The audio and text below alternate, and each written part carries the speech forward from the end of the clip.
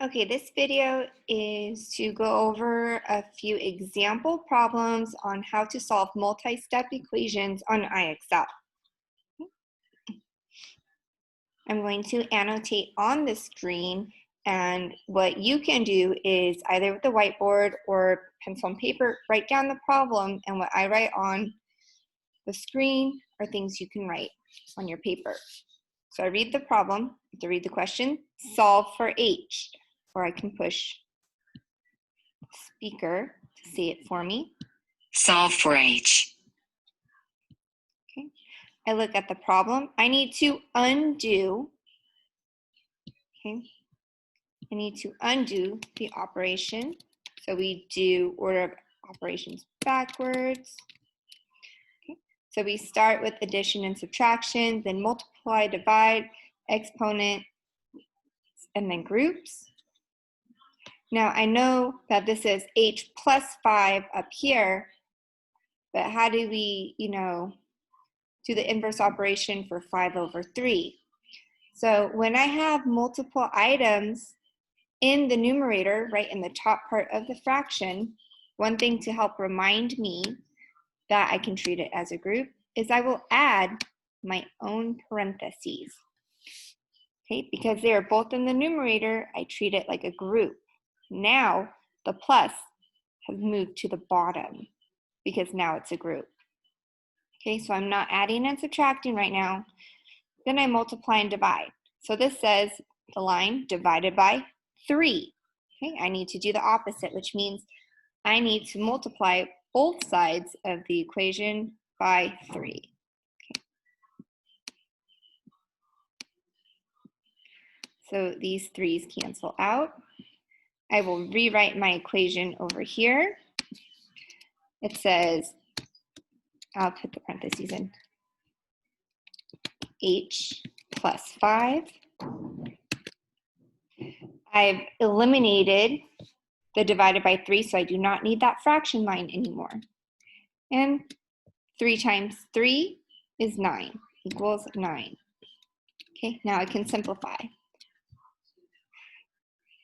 So now I only have the group. Okay, so if I want to, I can rewrite this again with the parentheses removed.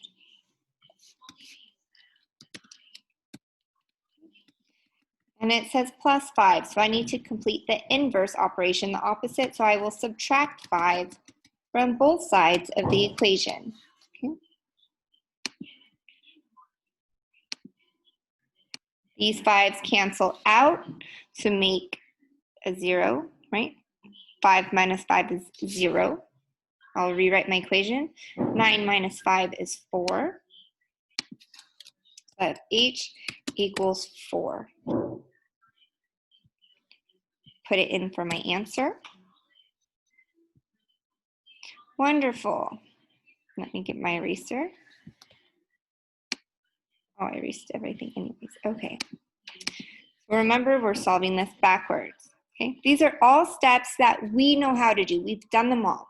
Only instead of 1 or 2, we may have 3 or 4. And we've solved them in 3 steps before, sometimes 4 steps.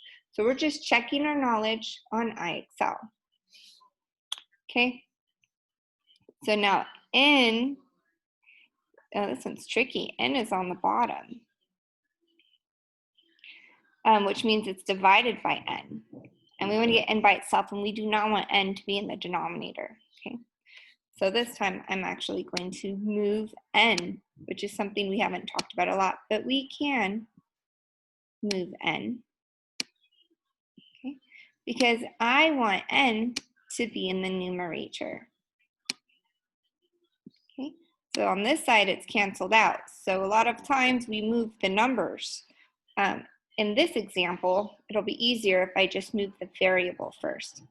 So when I rewrite this, it tells me 4 equals 2n.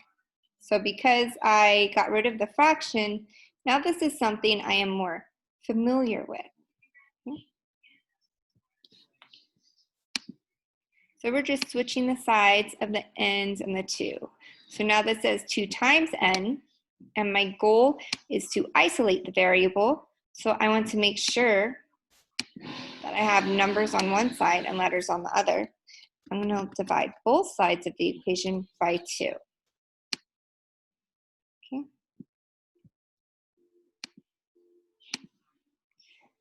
These cancel out. 4 divided by 2 is 2. Okay, so I have 2 equals n.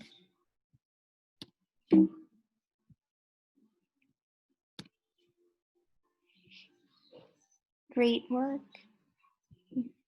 So I'll do 1 or 2 more examples for you guys, because I understand that sometimes this can be confusing.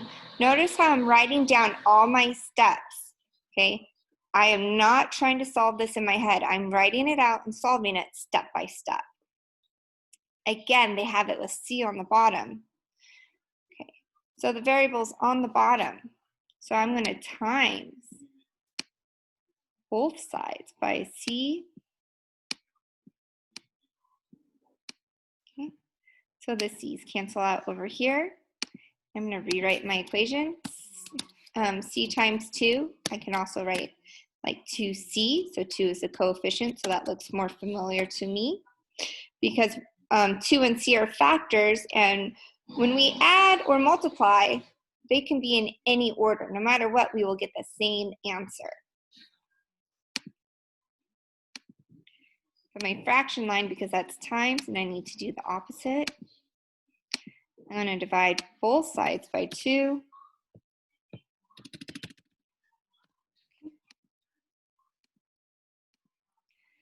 These ones cancel out. 6 divided by 2 is 3.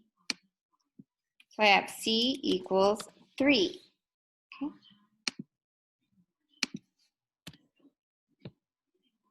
Okay, now we're up to 28. Let me clear this out.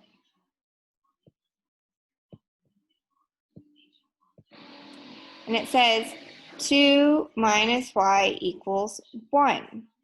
Okay. So we can do this 2 ways. We can move the 2 over here, or we can move the y. Because this says minus y, I am going to want to move that so I can have a positive y. It's much easier to work with. Okay. So it says minus y. I'm going to add y to both sides. Okay.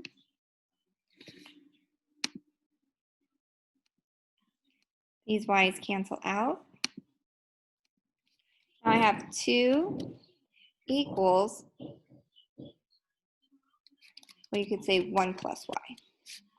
Okay. Now I just need to scoot the 1 over, so I'm going to minus 1 from both sides. These ones canceled out.